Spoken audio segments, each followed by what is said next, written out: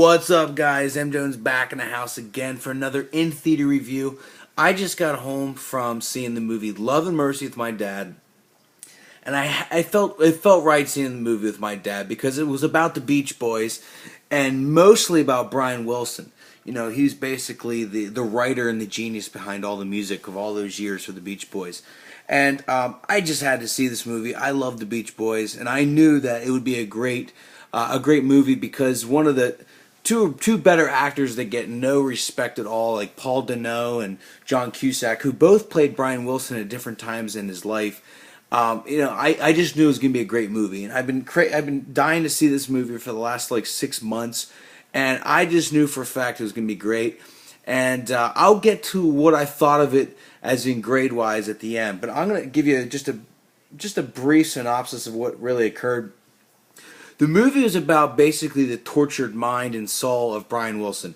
He was, a singer, songwriter, pianist, keyboardist, all that. I'm sure any kind of music he did was genius. And he did all the music, basically, wrote most of the music for the Beach Boys. And he made some of the most greatest albums ever written, and in my mind, some of the best music of all time. And it's basically about him as a younger Brian Wilson, probably like in his 20s and 30s, and then it goes more of like his 40s and 50s, like with like John, as played as by John Cusack, and Paul Dano, who was in Prisoners, and is a really good actor, and he seems very methodical with his acting, kind of like a Heath Ledger style. Paul Dano played a younger Brian Wilson, and pretty much his most volatile years with the band. And it basically touches on the story about Eugene Landy, who was played by Paul Giamatti. And Eugene Landy, it was a psychologist that basically had control of Brian Wilson. And this is true. It's a true story. And he basically diagnosed him with paranoid schizophrenia, which actually wasn't really true. If you know anything about the Beach Boys, he never had paranoid schizophrenia. He was misdiagnosed by this guy, and this guy kept feeding him pills, basically to manipulate him, take his money, and that's what it really was. And if it wasn't for a younger girl that Brian Wilson meets in the movie, who was played by Elizabeth Banks, she was a car salesman, and they met from him wanting to buy a Cadillac. And she basically pieced it together that he was really just in the wrong with what he was trying to do for Brian Wilson's life. And if it wasn't for her, I don't know if Brian Wilson would be living today. So thank God for her for what she did to basically save him. But again, you should see the movie to really see what she did. But this isn't a shock to anyone. Everyone pretty much knows his story, and it's amazing he's alive with his his very tortured mind.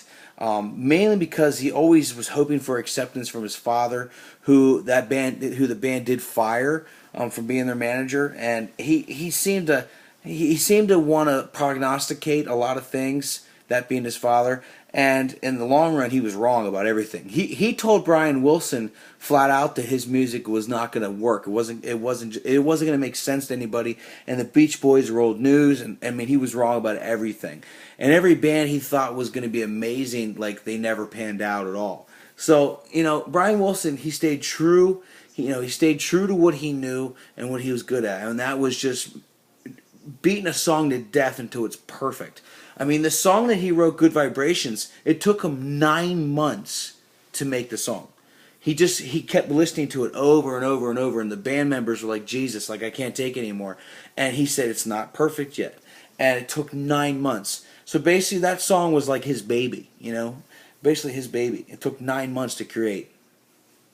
Just such a wonderful story. And I have to say, Paul Dano played the younger version of Brian Wilson, and John Cusack played the older version, like I said.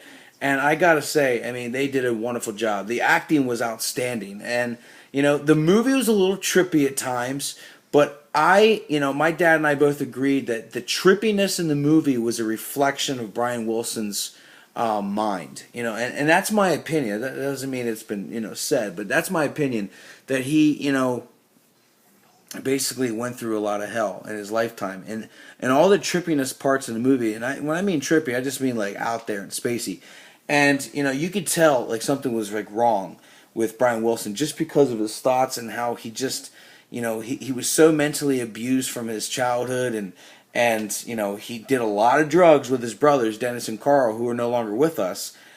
He did a lot of drugs. He did LSD, he did marijuana, he did everything he did.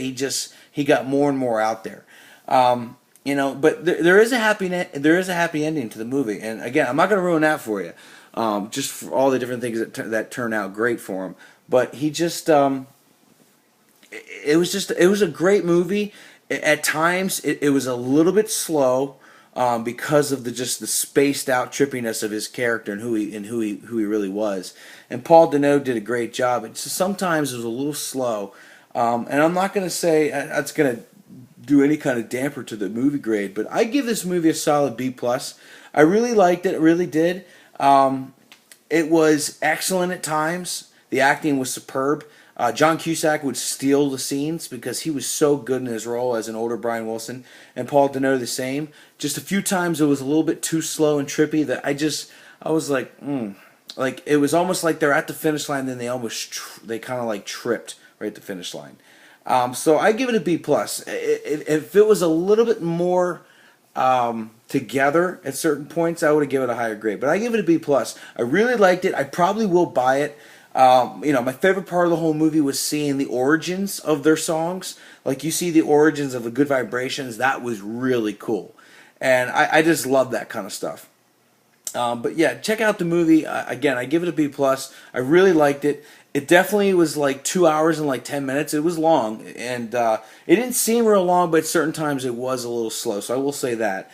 But yeah, if you love the Beach Boys, you have to see this movie. But until then, take it easy, and okay, bye.